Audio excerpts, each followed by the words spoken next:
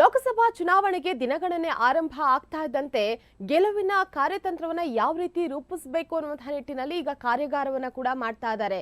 ಅದರಲ್ಲೂ ಲೋಕಸಮರ ಗೆಲ್ಲೋದಕ್ಕೆ BJP high command ಕೂಡ ದೊಡ್ಡ ಮಟ್ಟದಲ್ಲೇ ಸರ್ಕಸ್ ಅನ್ನ ಮಾಡ್ತಾ ಇದೆ. ಏಪ್ರಿಲ್ 23 ಮತ್ತೆ 24ರಂದು ರಾಜ್ಯಕ್ಕೆ ಬಿಜೆಪಿ ನಾಯಕರ ಆಗಮನ ಆಗ್ತಾ ಇದೆ. ಈಗಾಗಲೇ 23, 24 ಎರಡು ದಿನಗಳ ಕಾಲ ಚುನಾವಣಾ ಚಾಣಾಕ್ಷ ಅಮಿತ್ ಶಾ ಅವರ ಆಗಮನ ಆಗ್ತಾ ಇರೋದ್ರ ಬಗ್ಗೆ ಬಿಜೆಪಿ ಮೂಲಗಳು ಸಹ ಇದ್ರ ಬಗ್ಗೆ ಮಾಹಿತಿಯನ್ನ ನೀಡಿದೆ. ಏಪ್ರಿಲ್ 23ರಂದು ರಾಜ್ಯಕ್ಕೆ ಅಮಿತ್ ಶಾ ಅವರು ಭೇಟಿಯನ್ನ ಕೊಡ್ತಾರೆ. ಬೆಂಗಳೂರಿನ ವಿವಿಧ ಕಡೆಯಲ್ಲಿ ರೋಡ್ ಶೋನಲ್ಲೂ ಸಹ ಭಾಗಿಯಾಗಲಿದ್ದಾರೆ ಅಮಿತ್ ಶಾ ಅವರು. ಏಪ್ರಿಲ್ 24ರಂದು ಯೋಗಿ ಆದಿತ್ಯನಾಥ್ ಕೂಡ ರಾಜ್ಯಕ್ಕೆ ಎಂಟ್ರಿಯನ್ನ ಕೊಡ್ತಾ ಇರುವಂತಹದ್ದು.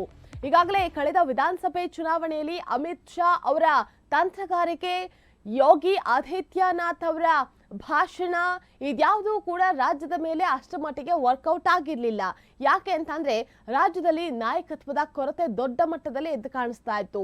ಜೊತೆಗೆ ರಾಜ್ಯದ ರಾಜಕೀಯದಲ್ಲಿ ಆದಂತಹ ಬದಲಾವಣೆಗಳಿರಬಹುದು, ಇನ್ನು ಬಿಜೆಪಿ ಸರ್ಕಾರದ ವಿರುದ್ಧ ಕೇಳಿ ಬಂದಂತಹ 40% ಆರೋಪ ಇರಬಹುದು.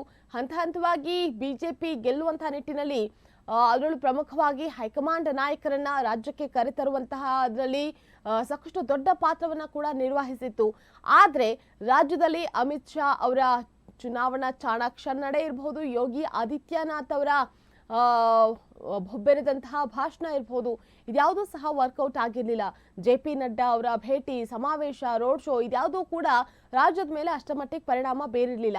ಆದರೆ ಮತ್ತೊಮ್ಮೆ ಮೋದಿ ಅನ್ನುವಂತಹ ನಿಟ್ಟಿನಲ್ಲಿ ಲೋಕಸಭಾ ಚುನಾವಣೆಯಲ್ಲಿ ಈ ಬಾರಿ 400ಕ್ಕೂ ಹೆಚ್ಚು ಸ್ಥಾನಮಾನವನ್ನ ಪಡ್ಕೊಳ್ಬೇಕು ಅಂತ ಹೇಳಿ ಅಂದುಕೊಂಡಿರುವಂತಹ ಬಿಜೆಪಿಗೆ ಯಾವ ರೀತಿ ಟಕ್ಕರನ್ನ ಕೊಡಬೇಕು ಅಂತ ಹೇಳಿ ಕಾಂಗ್ರೆಸ್ ಪಡೆಯೂ ಕೂಡ ಈಗ ಸದ್ಯ ಪ್ಲಾನ್ ಅನ್ನ ಮಾಡಿಕೊಂಡಿದೆ. ಅದರ ಬೆನ್ನಲ್ಲೇ ಈಗ ರಾಜ್ಯದಲ್ಲಿ ಕಾಂಗ್ರೆಸ್ ಇರುವ ಕಾರಣದಿಂದಾಗಿ ಪ್ರಮುಖವಾಗಿ ಗ್ಯಾರಂಟಿ ಅಸ್ತ್ರವನ್ನ ಸದ್ಬಳಕೆ ಮಾಡ್ಕೊಳ್ಳೋದಕ್ಕೂ ಕೂಡ ಮುಂದಾಗ್ತಾ ಇರುವಂತಹದ್ದು ಕಾಂಗ್ರೆಸ್ ಪಡೆ. ಅದರ ಮಧ್ಯದಲ್ಲಿ ಈಗ ಬಿಜೆಪಿಯ ಹೈಕಮಾಂಡ್ ನಾಯಕರು ರಾಜ್ಯಕ್ಕೆ ಎಂಟ್ರಿ ಕೊಡ್ತಾ ಇದ್ದಾರೆ.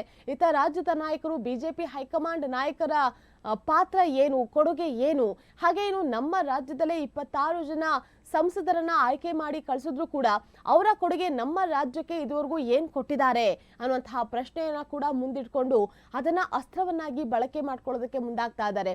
ಇದರ ಬೆನ್ನಲ್ಲೇ ಈಗ ಸದ್ಯ ಮತ್ತೊಮ್ಮೆ ಈಗ ಬಿಜೆಪಿಯ ಹೈಕಮಾಂಡ್ ನಾಯಕರು ಅಮಿತ್ ಶಾ ಸೇರಿದಂತೆ UP ಯೋಗಿ ಏನಿದ್ದಾರೆ ಅವರು ಕೂಡ ರಾಜ್ಯಕ್ಕೆ ಎಂಟ್ರಿಯನ್ನ ಕೊಡ್ತಾ ಇರುವಂತಹದ್ದು. 23, 24 ಎರಡು ದಿನಗಳ ಕಾಲ ಅಬ್ಬರದ ರೋಡ್ ಶೋ ಹಾಗೆ ಸಮಾವೇಶ ಸಹ ನಡೆಯಲಿದೆ.